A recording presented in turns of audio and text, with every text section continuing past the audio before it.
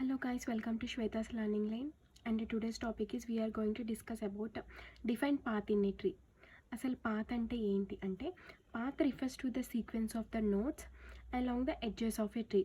Sequence of the nodes with edges of a tree ని మనం along with edges తో కలిపి sequence of the nodes along with edges కలిపి దీన్ని మనం ట్రీ అనేసి అంటాము. చూడండి, ఫర్ ఎగ్జాంపుల్ ఇక్కడ నేను ఇదొక ట్రీ తీసుకున్నాను. ఇక్కడ పాత్ అంటే ఏంటి అంటే పాత్ బిట్వీన్ ఏ టు ఈ ఏంటంటే ఏ నుంచి ఈకి మధ్యలో ఎన్ని నోట్స్ ఉన్నాయి, ఎన్ని ఎడ్జెస్ ఉన్నాయి, దాన్ని మనం రెండింటిని నోట్స్ని ఎడ్జెస్ని రెండింటిని కలిపి మనం పాత్ అనేసి అంటాం. సో పాత్ ఏ టు ఈకి ఏమేమి ఉన్నాయి, A path between A and ఈకి పాత్ ఏమేమి ఉంటుంది, ఏ నెక్స్ట్ బి కలిసింది, నెక్స్ట్ ఈ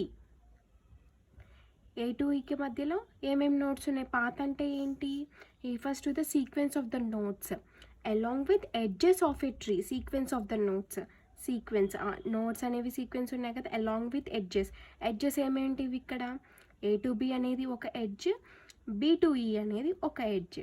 ఇక్కడ ఏంటి పాత్ అనేది sequence of the notes along with edges is called path in a tree అంటాం. సో ఇక్కడ నెక్స్ట్ మనం ఏ టు కే మధ్యలో ఒక పాత్ తీసుకున్నాం అనుకోండి. ఏ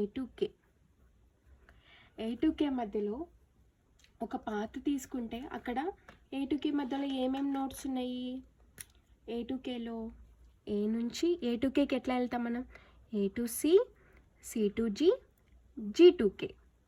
సో ఇది ఏ టు కేకి పాత్ అన్నమాట.